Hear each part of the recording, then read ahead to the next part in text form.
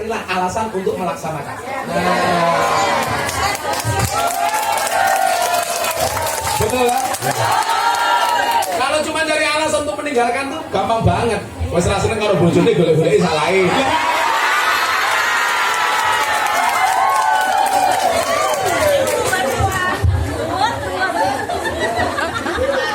Apa?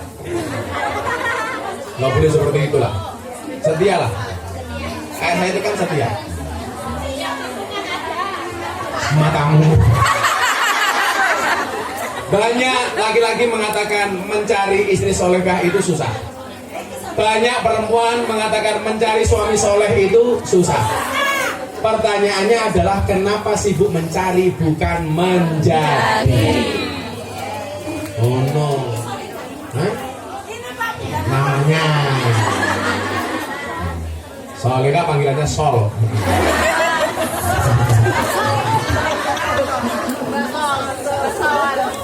Nah, jangan mengakhirkan atau mengurangi kewajiban. Contoh lagi umpamanya soal zakat, soal sedekah.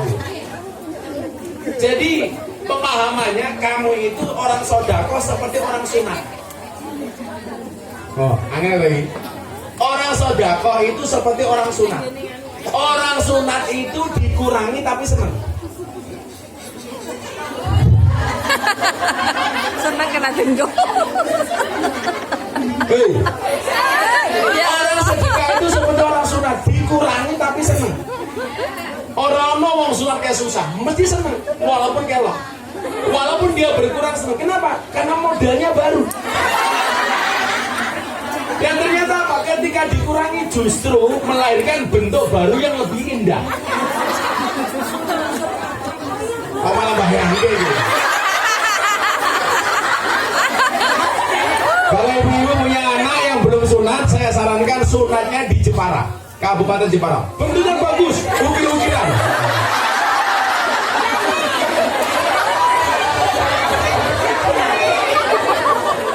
Nah, jangan menelantarkan soal sedekah. Sedekah itu seperti orang sunat, dikurangi tapi senang.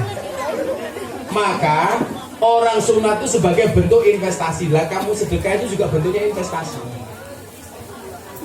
Bulan Syawal itu kan salah satu keutamaan amal itu adalah memperbanyak sedekah. Coba saya mau tanya, kalau nanti ada kotak infak sedekah lewat dompetmu ada $1 sama $100, kira-kira yang kamu masukkan $1 apa $100? Satu apa 100? Satu. Delok munyuk kebun binatang sangune $100, delok kiai infake $1. Berarti larang kiai apa munyuk? Ya Allah. Jadi larang kiai apa munyuk?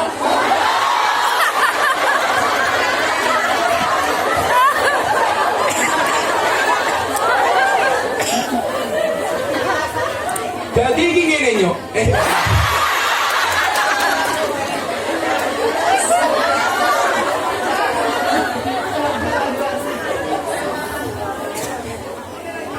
Saya itu kalau soal sedekah kadang-kadang nggak nalar.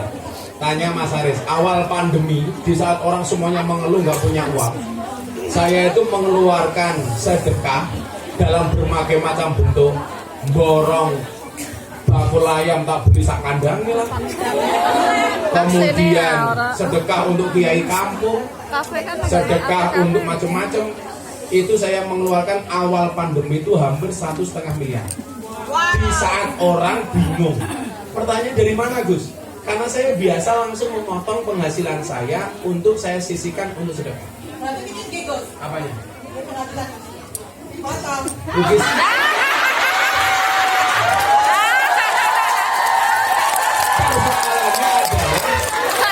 Memotong dengan keikhlasan itu berbeda memotong dengan paksaan. Langsung nyambung. Wes mangkate dipaksa. Murah wis dinyang. Teko kene jadi aniaya. Kembali ke tadi sesi awal saya bilang, kalau ada orang bercerita tentang sedekah, mindsetnya jangan menjadi penerima. Kapan saya dikasih? Tapi bagaimana saya bisa mencontoh sebagai pemberi? Rungokno ris.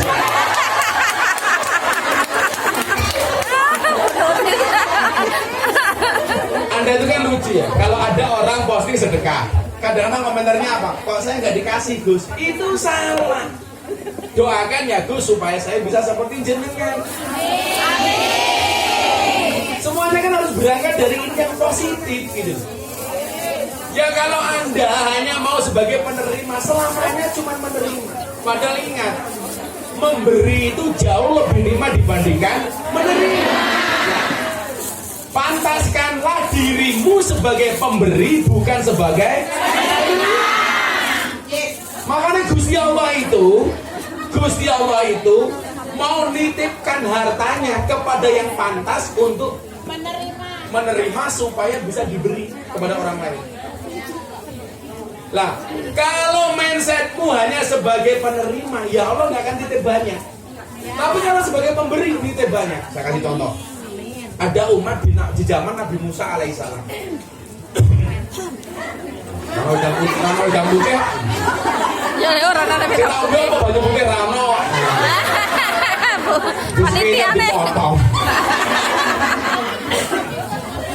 Tak kasih contoh. Kopinya dingin. Kalau kopi panas harus diminum. Nuris dengerin. Jangan pernah kamu sesali kopimu dingin. Karena ketika akan tidak pernah kau hargai.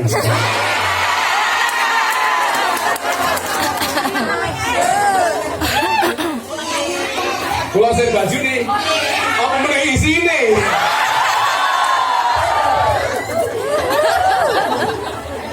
Sing lanang otongnya rampung kok sampe tok gede.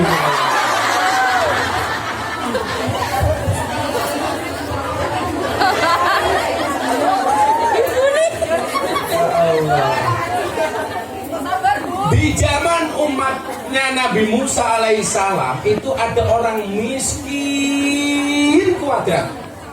Jadi kere nganggo banget. Pakai kuadrat.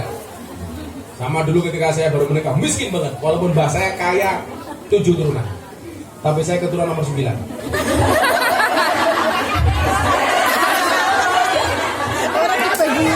Gak termasuk. Karena kebahagiaan.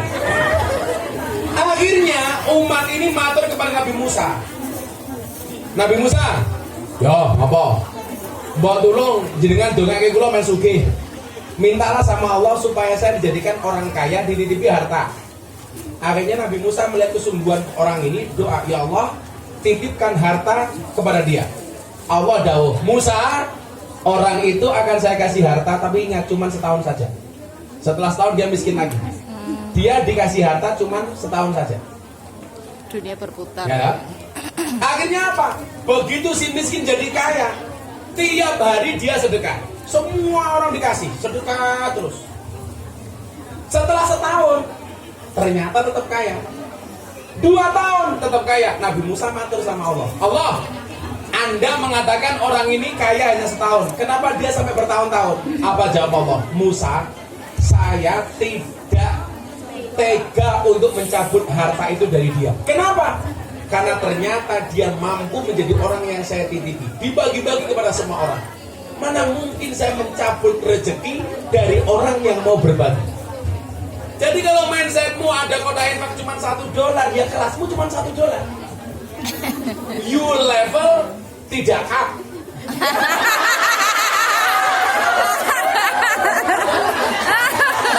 Just one only dollar. If you want more, harusnya apa? Up. One only dollar. Masa sing dolar mengawakmu tok dodone melari. Kalau you hanya kasih $1, berarti levelmu Allah akan kasih cuma $1. Hak itu. Saya yakin betul ini. Tapi ketika kemudian kamu pengen up, bahwa grade-mu ini naik kelas, salah satu indikasinya adalah pemberiannya. Makanya ketika penghasilanmu itu bertambah, bukan gaya hidupmu yang berubah, tapi sedekahmu yang kamu tambah. Itu baru keren.